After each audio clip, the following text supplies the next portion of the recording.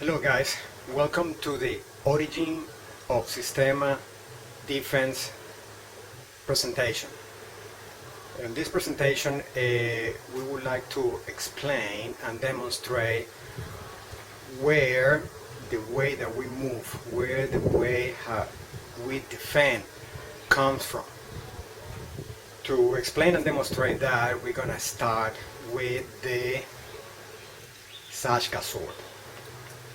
I'm not going to bore you with the details or specifications about the sword. I'm going to put all that information on the description box of this video, but we can go quickly over some of the facts about the Shashka sword. Put the sheet out of the way. The Shashka sword was a lightweight, saber-like sword which was intended to be used with one hand. It has no quilt or no guard and had a slightly curved blade. This one is a replica, it's not a real Shashka sword, so it's not sharp, so it's safe to use, although it is fairly pointy. So we're gonna be careful with that to not to hurt, especially spinning the sword. Now I can clip you in the ankle. Has the symbol of the Russian Federation engraved there and a very nice etching on the blade. It also has the characteristic goose head, which actually looks more like an eagle. But we're gonna stick to the nickname of it, which is the goose head. The grip. Start with the grip. The grip. There were three types of grip of how to grab the Shashka sword. The most common and the one that I prefer, of course, is the one that is a full grip of the handle, like so, which is known as the Caucasus grip. There was another grip that was two fingers towards the blade, because the first section of the Shashka sword was not sharp. Normally the Shashka sword was sharp only all the way to the tip, or from around 1/4, 1/5 of the blade, so that allows for the change of hands, grabbing the blade without the risk of cutting yourself, and also in the event of having to use two hands for whatever reason, this section of the blade was not sharp. Then the other grip is two fingers or three fingers at the end, and one or two fingers are sticking out of the goose at the end. So this allows for the change of grip while spinning the sword.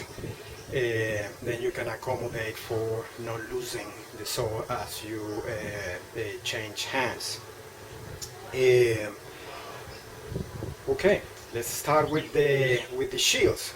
I'm gonna put all the definitions of the shield, but let's call them just by their English names, which are the front shields, side shields, the back shield or rear shields, and the upper shields. Right? So when our opponents were delivering a thrust towards us, either this was a slash or a thrust, the most common way to protect from those blows was by deflection, and the reason why we deflect is what we have explained in other videos as well, is to not to block with the sword, minimizing the likelihood of a breakage. Okay, we didn't want to block, we don't want to block the blow from with the other sword with the blade to prevent a big impact on our blade and then making the blade break. The other important detail is the use of the spine. So training this with the sword rather than with the staff is very important. I'm not a sword master, nor I intend to be one, but I'm a sword enthusiast. The reason for this is simple. We are in the 21st century, so nobody fights these days with swords. But it is important to understand where the things that we do come from and the reason why. That's why we are going back to the use of the sword to understand why we walk the way we do, and why we move the way we do it. All right, the reason behind it. Okay, so by using the spine of the sword, we were protecting all the user of the sword. We're protecting the edge, right, and using, as you see in other cultures, using the edge to block that damage the edge, compromising the edge, and then making the sword across the battle less useful. So protecting the edge was important, and also the spine of the blade was the most, or is the most, or the most part, or the strongest part of the blade. You don't want to use the flat side, you don't want to use the edge. Ideally you want to use the spine of the sword to deflect the strikes that are coming at you. So reaching out to meet your opponent's blade, making contact with the spine, and deflecting your opponent's blade away from your body. So the body or the intended target area initiate the movement, that is across the whole system. There's a sword coming towards our neck on this angle. So the body initiate the movement away from that strike while reaching out with the spine, making contact and deflecting the blade away from you. On this side, reaching out and deflecting away from you. Coming from below, reaching out using the spine of the sword and deflecting that blow out of you. The other angle, deflecting away. That's where the shields come into place. Right? Practicing the shields is a good weapon familiarization drill to know how to change directions, how to change hands, and how to deflect. So when we do those drills, the front shield, the side shield, the other side shield, the back shield, and the upper shields, they are weapon familiarization drills where we're using the spine to deflect strikes coming at us, or imaginary strikes coming at us, away from the body. So coming from there, coming from there, coming from the top, coming from the rear, right? And then we do this close to the body. But when an attack is coming at you is when you reach out. The motion is there, but you're reaching out in an angle. So instead of going that way, I'm coming that way. Reaching out, deflecting that way. Reaching out, deflecting that way. Reaching out, deflecting that way. Reaching out, deflecting that way. Right? So close to the body, front shield, side shield, left side shield, rear shield, upper shield. Reaching out to deflect, reaching out to deflect, reaching out to deflect, reaching out to deflect. Okay? Change of hands, now with the left. Side shield, front shield, right shield, rear shield, upper shield. Right? We can also change hands at the front. Right? Or you can also do it at the back. And I'm going to turn around to the camera to show at the back.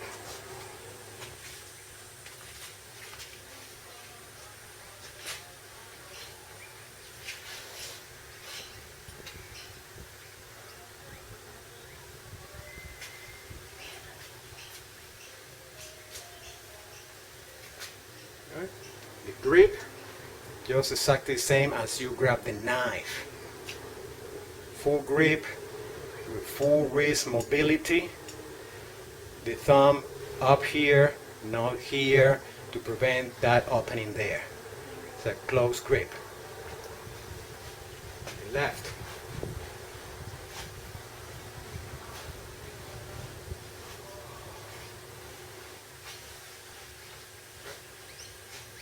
Notice that as I turn the blade to deflect, the motion is in direction of the spine, the upper shield with the spine, going that way. The side shield with the spine, going that way. The other shield, that way with the spine. The rear shield, that way with the spine.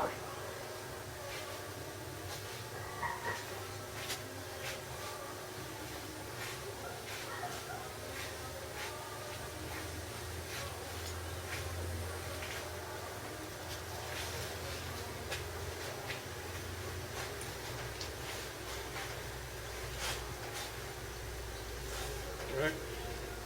The body always in motion, because it's if you're always on the move, you become a hard target to hit. If you stand still, you become a shooting dog. Always on the move with footwork, moving.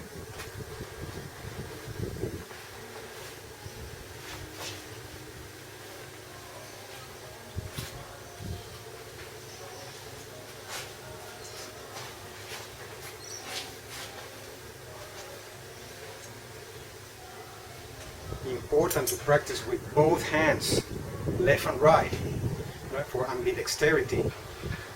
You never know when your dominant hand is going to be injured or it's going to be compromised in some way. You need to use your other hand. Alright? So, as a refresher, again, now with the slash and the cuts, how they happen. We deflect an attack coming at us, and then you slash, you cut, right? When you deflect with the spine, the edge is still pointing at your opponent, so you can go instantly in the same direction. Deflect and go back with the slash, or you can deflect and come on the other side with the edge. Deflect, turn around and cut. Right? The motions are always efficient. Deflect, cut. Deflect, cut. Cut. Cut.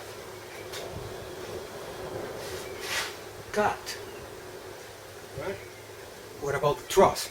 The thrust, as explained on the knife drills, combat, Systema knife combat drills, I got 5 of those, you can go and review them. We drive the tip to make the thrust. The Shashka saw is a curved blade, so you want to do a spiral motion. Doing a spiral motion, you are driving all the weight of the blade plus your force, the force that you're applying with your arm, all concentrated behind the tip for a maximum penetration. So deflect, drive the tip. And that's how the thrust happens.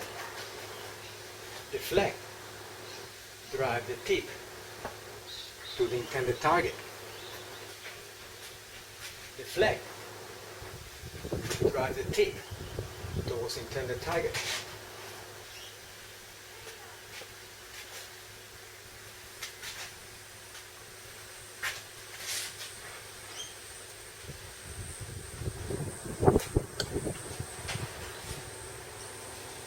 Cut, cut, cut, cut, cut, cut, cut. Thrust, thrust. So we got the slashes or cuts, and we got the thrust. In all, you're probably already noticing the similarities with the knife work. It all comes from here. All the principles and fundamentals of Systema are the same across all the weapon systems. And that's where we started with the Shashka sword. In the next installment of this presentation, I'm going to ask one of my training partners to join me, and we're going to do this same drill, or with my training partner, delivering blows at me, slashes and cuts from all directions, and I'll be using the Shashka sword to deflect and counter.